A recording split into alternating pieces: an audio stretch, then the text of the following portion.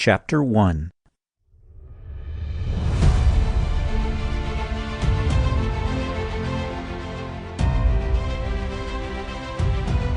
Sweat beaded on Watson's face as he imagined his sister in the clutches of the enemy. Was it already too late for her?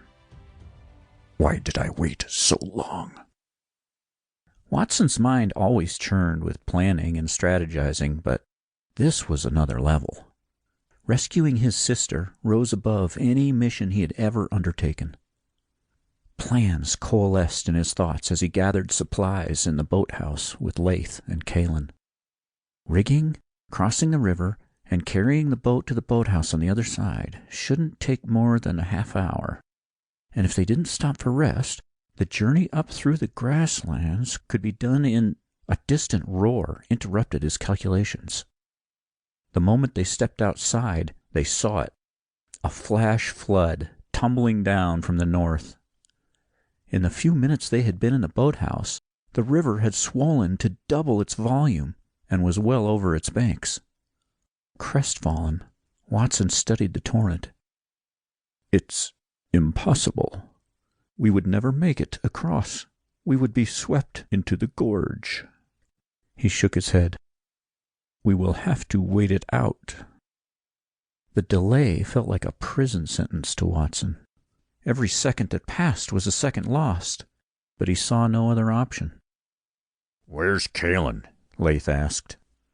The men returned to the boathouse and found her inside tugging at a boat. What are you doing? Watson said. We cannot. We're going, she said without looking up. Watson stepped close. Kalin, stop. He placed his hand on hers. She stopped pulling and dropped her head. Believe me, he said. I want to get Abigail as much as you, but we will do her no good if we are all dead. Flash floods never last long. We simply need to wait it out. Kalin's face hardened like steel. Do what you want. I'm going. If you won't help, I'll swim across. Watson knew her well enough to know she would do it, and he knew the river well enough to know she would not survive. The gorge is 4 miles of continuous, deadly whitewater.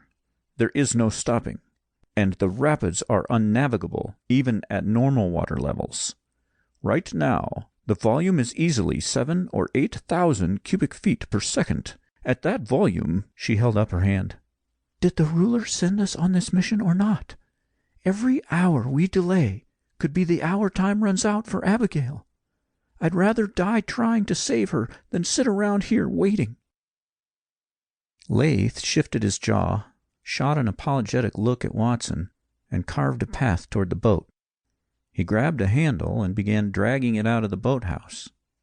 Kalin held Watson in her gaze for another long moment, then followed. Watson hesitated, then fell in line. Laith took his place on the left front, and Kalin across from him, while Watson stationed himself in the stern to guide. They pointed the bow upstream at a steep ferry angle to ensure they would make it across without being carried too far downstream. Watson shouted a command, and they pushed out from the shore as they all paddled in sync, struggling to maintain the angle. By their fourth stroke, the main current caught the bow and spun the raft so they faced straight downstream. With some effort, Watson managed to turn back toward the east shore, but the 3 paddlers were no match for the accelerating current. With each stroke eastward, the river carried them another 50 feet downstream. Kalin looked back at Watson. He saw in her eyes a moment of terror, followed immediately by the same steeled determination as at the boathouse. The river narrowed. The boat picked up speed.